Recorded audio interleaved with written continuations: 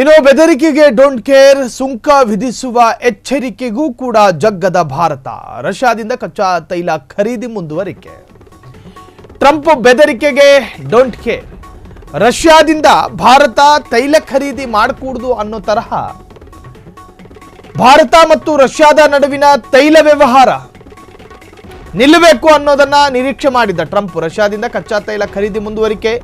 Bharat Russia ನಡುವಿನ ಸಂಬಂಧ ಇನ್ನಷ್ಟು ಗಟ್ಟಿಯಾಗಿದೆ. ರಷ್ಯಾಗೆ ಹೊರಟ ಮೋದಿ ಆಪ್ತ ರಾಷ್ಟ್ರೀಯ ಭದ್ರತಾ ಸಲಹೆಗಾರ ಅಜಿತ್ ದೋವಲ್ ರಷ್ಯಾ ಪ್ರವಾಸ.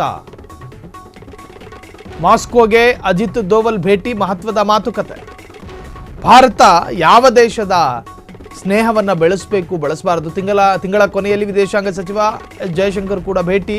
ಟ್ರಂಪ್ ಬೆದರಿಕೆಗೆ ಡೋಂಟ್ ಕೇರ್. ನಾವು ಯಾವ ದೇಶವನ್ನ ಸ್ನೇಹದಿಂದ ಇರಬೇಕು, ಯಾರ ಜೊತೆ ವ್ಯವಹಾರ ಮಾಡಬೇಕು, ನಮಗೆ ಹೇಳೋದಕ್ಕೆ ಡೊನಾಲ್ಡ್ ಟ್ರಂಪ್ ಯಾರು, ಅಮೆರಿಕ ಯಾರು ಮಧ್ಯಪ್ರವೇಶ ಮಾಡೋದಕ್ಕೆ? ರಷ್ಯಾ ಮತ್ತು ಭಾರತದ ಸಂಬಂಧ ಹೆಂಗಿದೆ ಅಂತ ಕೇಳಿದ್ರೆ ತೈಲ ವ್ಯವಹಾರದಲ್ಲಿ ಚೆನ್ನಾಗಿದೆ. ಈ ಹಿಂದೆ ನಾವು ಇರಾನ್ನಿಂದಲೂ ಕೂಡ ತೈಲವನ್ನು ಖರೀದಿ ಮಾಡ್ತಾ ಇದ್ವಿ.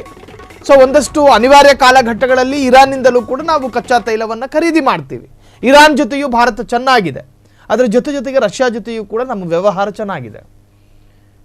ಸೊ ಈ ಹಿಂದೆ ಡೊನಾಲ್ಡ್ ಟ್ರಂಪ್ ಭಾರತ ಮತ್ತು ರಷ್ಯಾ ನಡುವಿನ ತೈಲ ವ್ಯವಹಾರ ಅದೀಗ ಡಿಸ್ಕನೆಕ್ಟ್ ಆಗಿದೆ ಅಂತ ಹೇಳಿಕೆ ಕೊಟ್ಟಿದ್ದ. ನಮ್ಮಿಂದ ಇನ್ನೂ ಕೂಡ ಆ ಹೇಳಿಕೆ ವ್ಯಕ್ತವಾಗಿರಲಿಲ್ಲ. ನಾವು ರಷ್ಯಾದ ಜೊತೆ ತೈಲ ವ್ಯವಹಾರವನ್ನು ಡಿಸ್ಕನೆಕ್ಟೇ ಮಾಡಿರಲಿಲ್ಲ, ಡಿಸ್ಕಂಟಿನ್ಯೂ ಅಂತ ಹೇಳಿದ್ದ. ಅವರು ಮುಂದುವರಿಸೋದಿಲ್ಲ ಭಾರತ ರಷ್ಯಾದ ಜೊತೆ ತೈಲ ವ್ಯವಹಾರವನ್ನು ಅಂತ ನಾವ್ಯಾವತ್ತು ಹೇಳಿದ್ವಿ. ನಮ್ಮ ದೇಶಕ್ಕೆ ರಿಯಾಯಿತಿ ದರದಲ್ಲಿ ತೈಲವನ್ನು ಪೂರೈಸುವ ರಾಷ್ಟ್ರಗಳ ಪೈಕಿ ರಷ್ಯಾ ಒಂದು, ಇರಾನ್ ಒಂದು, ಇನ್ನು ಇಸ್ರೇಲ್ನಿಂದಲೂ ಕೂಡ ತೈಲ ವ್ಯವಹಾರಗಳು ಇತ್ತು. ಆದರೆ ಈಗ ರಷ್ಯಾ ಜೊತೆ ಅತ್ಯಂತ ಆಕ್ಟಿವ್ ಆಗಿ ಭಾರತ ತೈಲ ವ್ಯವಹಾರದಲ್ಲಿ ತೊಡಗಿಕೊಂಡಿದೆ.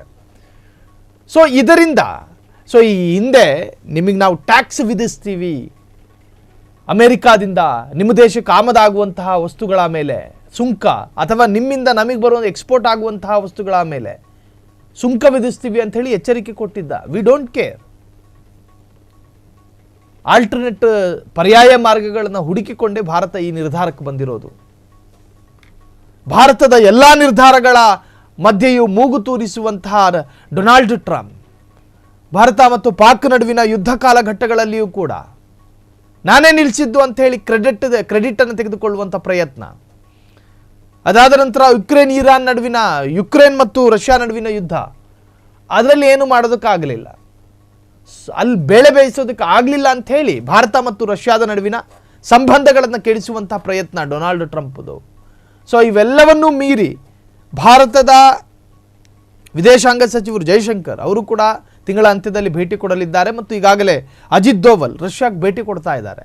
ಸೊ ಸುಮ್ಮನೆ ಯಾರೂ ಭೇಟಿ ಕೊಡೋದಿಲ್ಲ. ಭಾರತದ ಪ್ರತಿನಿಧಿಗಳು ಒಂದು ಮಹತ್ವದ ಸಭೆ ಮಾಡಿ ಅಥವಾ ಒಂದಷ್ಟು ಮಹತ್ವದ ಒಪ್ಪಂದಗಳಿಗೆ ಅಲ್ಲಿ ನಾಂದಿ ಆಡಬಹುದು ಎನ್ನುವಂಥ ಚರ್ಚೆಗಳು ಕೂಡ ಈಗಾಗಲೇ ಶುರುವಾಗಿದೆ.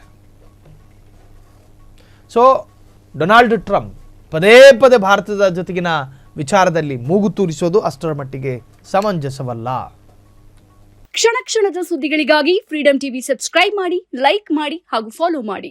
ಹೊಸ ಸುದ್ದಿಗಳ ನೋಟಿಫಿಕೇಶನ್ಗಾಗಿ ಬೆಲ್ ಐಕಾನ್ ಮೇಲೆ ಕ್ಲಿಕ್ ಮಾಡಿ.